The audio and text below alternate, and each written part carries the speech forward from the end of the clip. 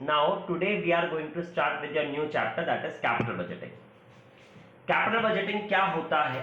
तो I would like to से कोई भी फाइनेंस मैनेजर को तीन इंपॉर्टेंट डिसीजन लेने पड़ते हैं. From where to raise funds, that is capital structure decision, पैसे कहां से रेज करें. दूसरा डिसीजन, वो पैसे जो आ गए उसको इन्वेस्ट कहां करें, दैट इज इन्वेस्टिंग डिसीजन, जिसको हम कैपिटल बजटिंग डिसीजन भी बोलते हैं. और third, how much dividend to distribute, that is dividend decision.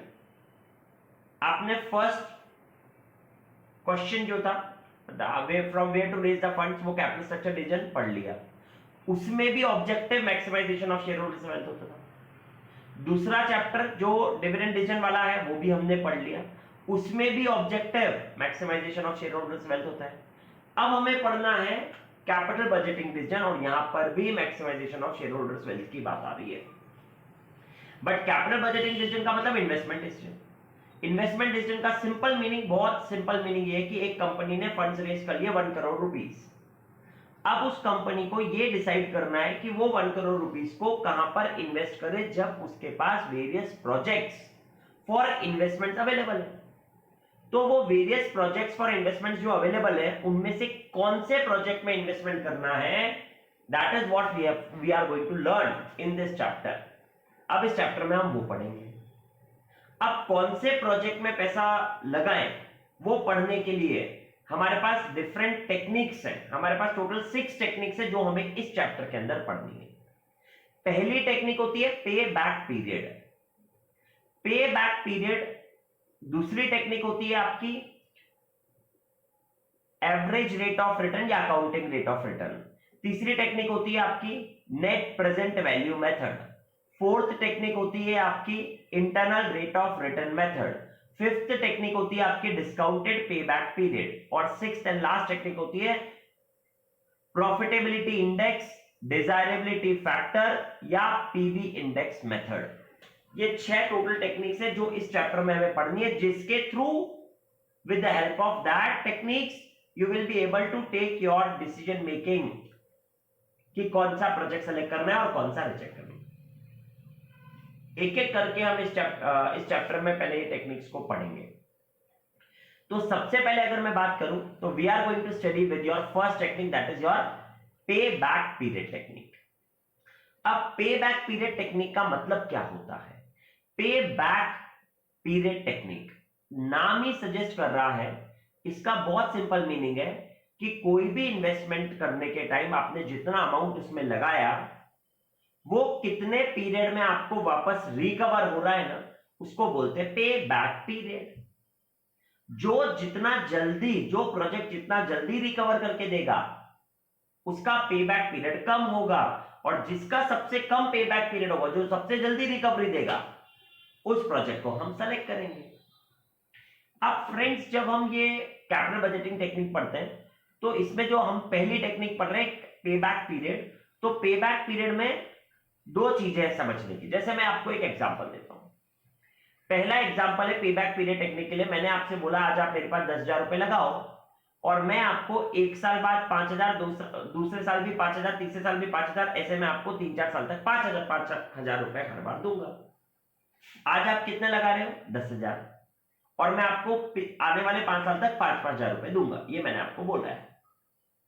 तो अब पे बैक टेक्निक के थ्रू अगर मुझे इसमें निकालना है कि यार ये प्रोजेक्ट में मुझे पे बैक कितना हो रहा है, मेरा पे बैक पीरियड क्या है, तो आई वुड लाइक टू से मेरा आउटफ्लो 10,000 है और हर साल मुझे 5,000 मिल रहे हैं. इसका मतलब मेरे को 2 साल में मेरा पे बैक पीरियड 2 साल का है, क्योंकि मेरे 2 साल में पूरा अमाउंट जो लगाया वो रिकवर हो रहा है. ये कैसे निकाला मैंने? तो आई वुड लाइक टू से मैंने 10,000 को डिवाइड कर दिया 5,000 से, तो 2 साल आ गए. तो मैं बोल सकता हूं इस बारे में कि पे बैक पीरियड जब भी निकालना हो किसी भी प्रोजेक्ट का, तो अगर आपका हर साल कैश इनफ्लो सेम है. अब कैश इनफ्लो क्या होता है? तो आई वुड लाइक टू से 2 चीजें होती है, कैश आउटफ्लो और कैश इनफ्लो. कैश आउटफ्लो का मतलब जितना इन्वेस्टमेंट हम आज करने वाले हैं उसको कैश आउटफ्लो बोलते हैं. कैश इनफ्लो का मतलब जितना पैसा हमारे पास आने वाला है next year onward, that will be called as your cash inflow. तो आई वुड लाइक टू से अगर मेरे को पे बैक पीरियड निकालना है, तो पे बैक पीरियड में अगर मैं 10,000 रुपए लगा रहा था तो वो मेरा कैश आउटफ्लो था, और हर साल मुझे 5,000 रुपए मिलने वाले थे, तो वो मेरा एनुअल कैश इनफ्लो हो गया। तो अगर मेरा हर बार cash inflow, annual cash inflow consistent है, हर बार सेम ही है, तो I would like to say payback period निकालने का फॉर्मूला बहुत सिंपल हो गया, that is cash outflow divided by annual cash inflow. Payback period आ गया साहब। आपने 25,000 रुपए लगाए और मैं आपको हर साल 10-10 हजार रुपए दे रहा हूं, तो अब आप बोलोगे भाई पहले साल 10,000, दूसरे साल 10,000, तीसरे साल 10,000, तो ये हर साल सेम हो गया ना, और आपने लगाए कितने 25,000।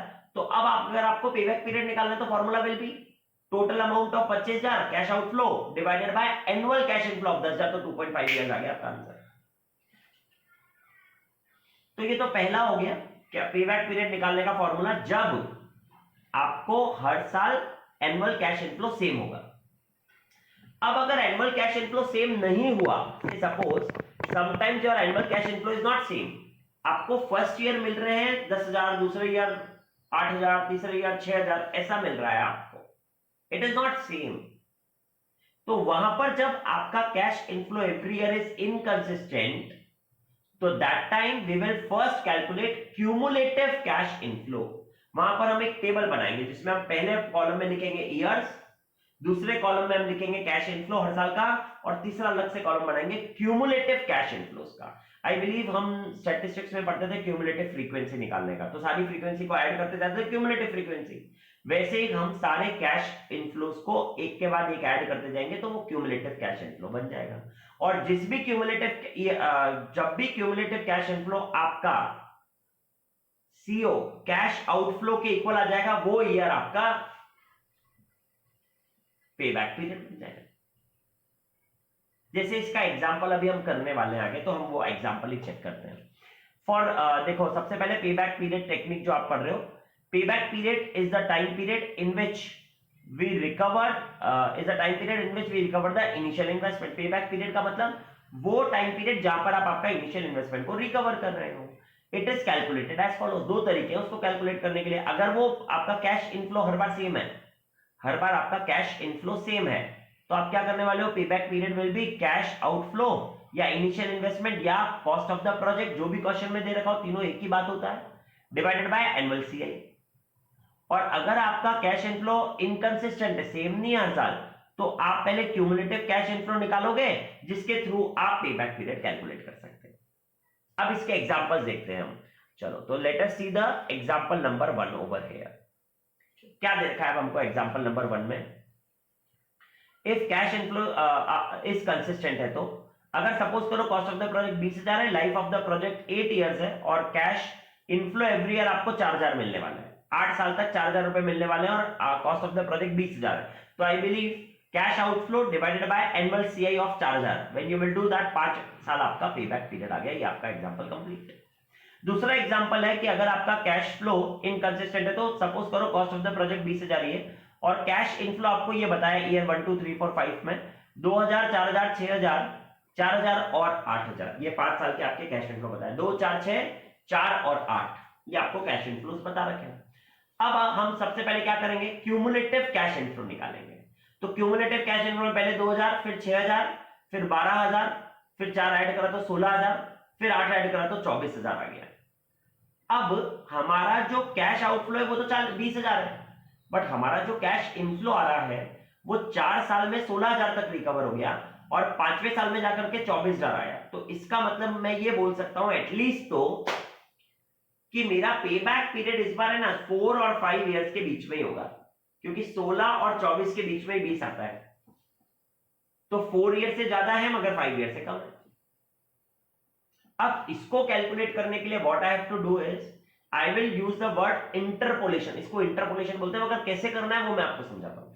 भाई पहले तो बहुत सिंपल तरीके से मैं आपको समझाऊंगा, फिर मैं फॉर्मूले से समझाऊंगा। तो सिंपल तरीका क्या है कि भाई 4 साल तक 16,000 आया है, वो तो आ गए ना, तो अब हम क्या करेंगे, तो जब भी हमारा टोटल अमाउंट से कम वाला जो होता है, पहले उतने साल तो आपको लेने लेना, मतलब 4 साल तो आपका पेबैक पीरियड में आ गया। अब 4 और 5वें साल में टोटल, यस फ्रेंड्स, तो 4 इयर्स तो हमारा आ ही गया, राइट, क्योंकि 16,000 तो 4 इयर्स में रिकवरी हो ही रही है ना, तो 4 इयर्स तो आ गया। और अब 4 ईयर के बाद हमें ये पता है 5 ईयर से ज्यादा नहीं है, क्योंकि 5 ईयर तक 24,000 रिकवर हो रहा है, बट हमें तो 20,000 तक ही करना है। तो अब हम क्या करेंगे? तो आई वुड लाइक टू से मैं ये बोल सकता हूं कि 4th और 5th ईयर में आपको 8,000 रुपए मिल रहे हैं, मगर आपको 16,000 के बाद सिर्फ 4,000 की रिक्वायरमेंट है। तो मैं बोल सकता हूं कि 4,000, जब 8,000 पूरे एक साल के हैं तो 4,000 कितने महीने के हैं? तो 6 महीने के हैं, या 0.5 बोल सकता हूं मैं। तो मेरा 4.5 ईयर्स मेरा आंसर आ सकता है। भाई 4 साल तो आ ही गए, और फिर जो 4,000 और चाहिए मुझे वो डिवाइड बाय 5th ईयर में मुझे 8,000 मिल रहे, तो वो डिवाइड बाय पूरे साल का 8,000 है, तो इसलिए डिवाइड बाय 8,000। तो therefore I can get 4.5 years. अब इसको अगर आपको लर्न करना है इंटरपोलेशन की तरह, तो आप ऐसा समझोगे कि सबसे पहले आप क्या करो, पहले क्यूमुलेटिव टेबल बनाओ। क्यूमुलेटिव टेबल बनाने के बाद आप सबसे पहले आपको जितना चाहिए उससे कम कौन से ईयर में, पहले तो वो ले लो। जैसे हमें 20,000 चाहिए था, तो 20,000 से कम 16,000 4th ईयर में, तो सबसे पहले 4 तो लिख लो आप। अब आप प्लस करो, अब इसके आगे प्लस क्या करें? तो हमको कितना हमारा कैश आउटफ्लो है यानी 20,000 माइनस जिस ईयर को आपने लिखा है उसका क्यूमुलेटिव कैश इनफ्लो कितना है वो माइनस कर दो न्यूमरेटर में, और डिनोमिनेटर में क्या करो? डिनोमिनेटर में नेक्स्ट ईयर का कैश इनफ्लो ले लो। ऐसे याद रख सकते हो आप। तो हमारे पास 4.5 ईयर आ गए। समझ गए? That is how you will calculate if your payback period is inconsistent. अब जब आपने एक बार पेबैक पीरियड सेलेक्ट कर लिया ना फ्रेंड्स, तो अब हमारा डिसीजन मेकिंग जब भी हमको लेना है, तो अगर हमारे पास सिंगल प्रोजेक्ट दे रखा है क्वेश्चन में, तो अब हम क्या करेंगे? तो आई वुड लाइक टू से हमारे पास एक टारगेट पेबैक पीरियड होगा। क्वेश्चन में आपको बता दिया जाएगा, या कंपनियां ये सोच के रखती है कि जिन भी प्रोजेक्ट्स का पेबैक पीरियड 5 ईयर से कम होगा उन्हीं को हम सेलेक्ट करेंगे, तो वो टारगेट पेबैक पीरियड कहलाता है। तो अगर आपके प्रोजेक्ट टारगेट पेबैक पीरियड से कम में ही कंप्लीट हो जाएगा, कम में ही रिकवरी दे देगा, तब आप उस प्रोजेक्ट को सेलेक्ट कर लोगे। बट अगर टारगेट पेबैक पीरियड से आपका कंपनी का पेबैक पीरियड ज्यादा आ रहा है, तो आप रिजेक्ट कर दोगे। अगर टारगेट पेबैक पीरियड और आपका जो प्रोजेक्ट है उसका पेबैक पीरियड सेम आ गया, तो यू विल बी इनडिफरेंट। तो ये 3 डिसीजन हो गए अगर सिंगल ही प्रोजेक्ट है। तो 2 प्रोजेक्ट दे रखे और दोनों में से बोला वो कोई एक सेलेक्ट करो, तो जिस भी प्रोजेक्ट का पेबैक पीरियड कम होगा वो सेलेक्ट आप कर लोगे। और अगर that is a point in payback period. अब इस पेबैक पीरियड को समझने के बाद इसकी कुछ लिमिटेशंस है दोस्त। लिमिटेशन समझते हैं तभी तो हम नेक्स्ट टेक्निक पर आएंगे। तो अब इसकी लिमिटेशंस क्या है? तो इसकी लिमिटेशंस में पहली लिमिटेशन ये है कि ये टाइम वैल्यू ऑफ मनी को कंसिडर नहीं करता। It does not consider a time value of money. That is its first limitation. It ignores time value of money. ये इसकी पहली लिमिटेशन है। इसका मतलब क्या है सर? इसका मतलब सिंपल सा है फ्रेंड, कि आज आप किसी को 10,000 रुपए दे रहे हो और वो आपको बोल रहा है कि मैं आपको 1 साल बाद 5,000, उसके दूसरे साल बाद 5,000, फिर 5,000 दूंगा। तो क्या वो 5,000 जो हमें 1 साल बाद और फिर उसके बाद 2 साल बाद जो 5,000 मिल रहे हैं और जो आज हम 10,000 रुपए लगा रहे हैं, क्या ये दोनों अमाउंट को हम कंपेयर कर सकते हैं? तो I would like to say no, we can't compare them. Why we can't compare them? We can't compare them because जो आज का अमाउंट है और जो 1 साल बाद मिलेगा, तो वो जो 1 साल बाद मिला हुआ है उसमें तो इंटरेस्ट कुछ तो होगा, तो हम इन दोनों को कंपेयर कैसे कर सकते हैं? बिकॉज कुछ टाइम वैल्यू ऑफ मनी भी तो चीज है। तो देयरफॉर यहां पर तो टाइम वैल्यू ऑफ मनी को इग्नोर ही है ना। यहां तो हम डायरेक्टली कंपेयर क्या करें कि 1 साल बाद इतना मिला, 2 साल बाद इतना मिला, तो 4 साल बाद हमें 10,000 मिल गए, आज हम 10,000 रुपए लगा रहे हैं। अरे तो टाइम वैल्यू कहां गया? इंटरेस्ट कहां गया? वो तो आप लूज कर रहे हो फिर। तो therefore it ignores the time value of money. दूसरा, इट इग्नोर्स प्रॉफिटेबिलिटी। आज आपके पास 2 प्रोजेक्ट है फ्रेंड्स, हमने पेबैक पीरियड को सेलेक्ट कर लिया जैसे ही आपका जो आउटफ्लो था उतना रिकवर हुआ, ठीक है ना। उसके बाद के जो इनफ्लोज हैं या उस प्रोजेक्ट में टोटल प्रॉफिटेबिलिटी है कितनी, वो तो हम पूरा इग्नोर कर रहे हैं। प्रॉफिटेबिलिटी कैसे निकलेगी? सारे कैश इनफ्लो में से कैश आउटफ्लो को माइनस करो तो आपके पास प्रॉफिटेबिलिटी आएगी। बट वो तो हम पूरा इग्नोर कर रहे हैं, हम तो देख ही नहीं रहे कितना प्रॉफिट हो रहा है। बस हम तो इसमें क्या देख रहे हैं, जिसमें जिसका भी पेबैक पीरियड सबसे कम है, तो हम क्यूमुलेटिव कैश इनफ्लो निकाल रहे हैं और देख लेते हैं कि पेबैक पीरियड कम आ रहा है और वहीं तक सेलेक्ट कर लिया। उसके बाद के कैश आउट इनफ्लोस को तो सबको इग्नोर ही कर दिया हमने, देखा ही नहीं, उससे तो मतलब ही नहीं लिया, डिसीजन मेकिंग में ही नहीं आ रहा ना वो काम। तो देयरफॉर थर्ड इसका आता है कि it ignores the cash inflows after the पे बैक पीरियड, पे बैक पीरियड के बाद के कैश इनफ्लोज को वो इग्नोर कर रहा है। तो ये 3 इसकी लिमिटेशन आ गई। पहले टाइम वैल्यू ऑफ मनी को कंसीडर नहीं करता, आज का कैश आउटफ्लो आज हो रहा है, कैश इनफ्लो तो बाद में मिलने वाला है, तो उसको कंसीडर एक ही टाइम वैल्यू ऑफ मनी नहीं ले रहे हैं, हम अलग अलग ले रहे हैं। दूसरा, आई वुड लाइक टू से कि प्रॉफिटेबिलिटी कंसीडर नहीं हो रही है, प्रोजेक्ट की कितनी आ रही है, हम तो सिर्फ पे बैक देख रहे हैं। और तीसरा, हम जो भी कैश इनफ्लोज मिलने वाले हैं हमको आफ्टर द पे बैक पीरियड, उसको कंप्लीटली इग्नोर कर देते हैं। तो these are the 3 limitations of this पे बैक पीरियड फर्स्ट टेक्निक। इसीलिए अब हम पढ़ेंगे आपकी second technique, that is called as your average और accounting rate of return technique. ARR बोलते हैं इसको, अकाउंटिंग रेट ऑफ रिटर्न या फिर एवरेज रेट ऑफ रिटर्न। अब इस टेक्निक में क्या होता है, इस टेक्निक में हम प्रॉफिटेबिलिटी देखेंगे प्रोजेक्ट की और हम ARR निकालेंगे प्रोजेक्ट का, और जो भी प्रोजेक्ट्स का ARR ज्यादा होगा, अगर एक ही प्रोजेक्ट है तो हम टारगेट ARR से कंपेयर कर लेंगे हमारे ARR को, प्रोजेक्ट के ARR को। अगर प्रोजेक्ट का ARR टारगेट ARR से ज्यादा है तो एक्सेप्ट द प्रोजेक्ट, कम है तो रिजेक्ट द प्रोजेक्ट, बराबर है तो we will be indifferent. But अगर 2 प्रोजेक्ट्स हैं तो जिस भी प्रोजेक्ट का ARR ज्यादा होगा उस प्रोजेक्ट को आप सेलेक्ट करोगे। अब ARR क्या है साहब, तो ARR बहुत सिंपल है, accounting rate of return, average rate of return. Accounting rate of return कैसे निकालेंगे, तो हमने कितना टोटल पैसा कमाया, NPAT, average NPAT over the period of time, average NPAT divided by initial investment कर दिया इनटू 100, तो अकाउंटिंग रेट ऑफ रिटर्न आ गया।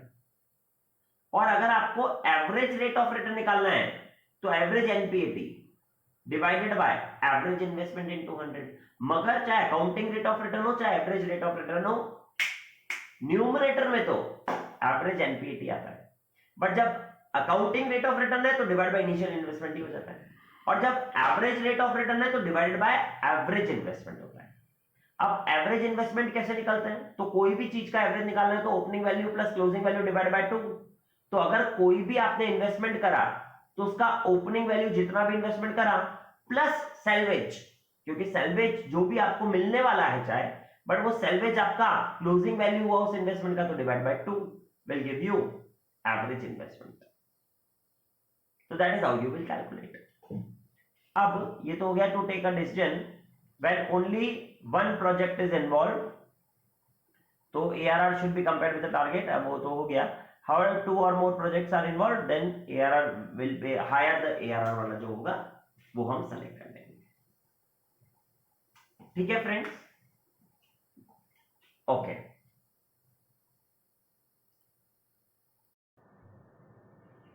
Yes, now I want to say कि अगर हमें प्रोजेक्ट विद हायर ARR हमने सेलेक्ट कर लिया, अब ARR की भी कुछ लिमिटेशन है, जो वहां पर थी वो यहाँ पर आ गई। पहली वाली तो कि ये भी टाइम वैल्यू ऑफ मनी को तो इग्नोर कर रहा है यार, क्योंकि इनफ्लो तो बाद में आने वाले हैं ना, 1 साल बाद, 2 साल बाद, 3 साल बाद मिलेंगे। आज मैं बोलूं आपको कि आज आपके 10,000 रुपए दो, मैं आपको 1 साल 2 साल बाद 5-5 हजार रुपए दूंगा, तो क्या ये चीज बराबर में कंपेयर हो सकती है क्या? आज के पैसे और 1 साल के बाद के पैसे कैसे बराबर होंगे यार? इंटरेस्ट भी तो लग रहा है। तो देयरफॉर ये भी टाइम वैल्यू ऑफ मनी को इग्नोर करता है। और दूसरी बात, इंपॉर्टेंट पॉइंट, कि ये सिर्फ बुक या अकाउंटिंग प्रॉफिट को देख रहा है और does not consider the cash profit. क्यों भाई, हम तो एवरेज NPAT लेते हैं, बट जब आप एवरेज NPAT ले रहे हो फ्रेंड्स, तो आप ये तो समझो कि आपके पास उसमें से तो डिप्रिसिएशन वगैरह सब माइनस कर आ रहे हो, आप नॉन कैश एक्सपेंस को सब माइनस करते हुए आ रहे हो आप। बट अगर आप एक्चुअल में देखोगे तो आपके पास कैश भी तो पड़ा हुआ है हाथ में, अगर उसमें आप डिप्रिसिएशन को वापस ऐड करो तभी तो आपके पास कैश आ जाएगा। कैश प्रॉफिट तो उतना हो रखा है आपको। तो therefore there are 2 limitations of ARR. पहला, it ignore the time value of money, और दूसरा that it only consider the book or accounting profit and it ignores the cash profit. So these are the 2 limitations. अब friends हम इसी के साथ आपका क्या करते हैं, क्वेश्चन नंबर 1 चेक करते हैं। तो when you will read your question number 1, क्या गिवन है हमें? Let us read this question number 1 now. A project requires an investment of 10 lakhs and it yields a profit after tax and depreciation which is as follows.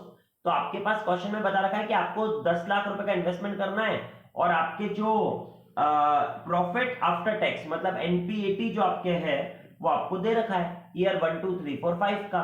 Profit after tax and depreciation is been given 50,000, 75,000, 1,25,000, 1,30,000 और 80,000 ये given है। तो total आपको 4,60,000 रुपए मिल रहे हैं 5 साल बाद, और आपका इनिशियल इन्वेस्टमेंट आपको 10 लाख का करना है, ठीक है ना। अब suppose further that at the end of the 5th year, 5 साल बाद, the plant and machinery of the project can be sold for 80,000, तो 80,000 सैल्वेज वैल्यू हो गया।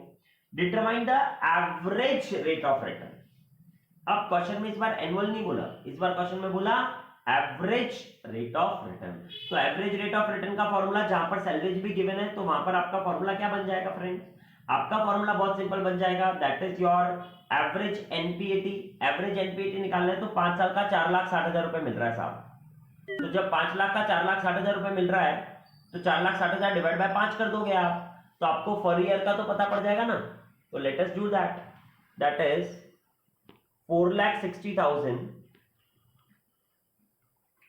4,60,000 डिवाइडेड बाय 5, तो आपको एक साल के 92,000 मिल रहे हैं फ्रेंड्स, ठीक है।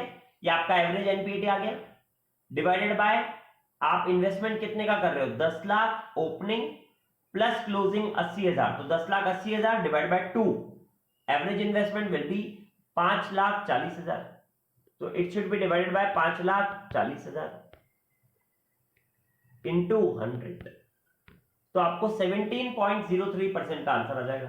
10,80,000 ही हुआ ना, 10,80,000 डिवाइड बाय 2, तो 5,40,000 ही हुआ, और वो हमारा 92,000 आएगा, तो 17.037 का आपका आंसर आ जाना चाहिए एवरेज रेट ऑफ रिटर्न का। चेक कर लेते हैं,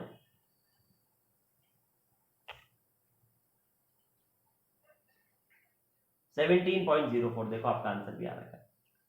calculation of average rate of return बता दिया, एवरेज रेट ऑफ रिटर्न निकाल के ही बता दिया उसने, और ये भी बता दिया। तो that is your second technique जो हमने क्वेश्चन नंबर 1 के थ्रू कंप्लीट करी है। अब इसके बाद जो हम सबसे इंपॉर्टेंट टेक्निक पर आपके आ रहे हैं वो आपका है third technique, net present value method. अब इस नेट प्रेजेंट वैल्यू मेथड में क्या होता है, what you do in this third net present value method, वो हम आपका नेक्स्ट लेक्चर से करना स्टार्ट करेंगे।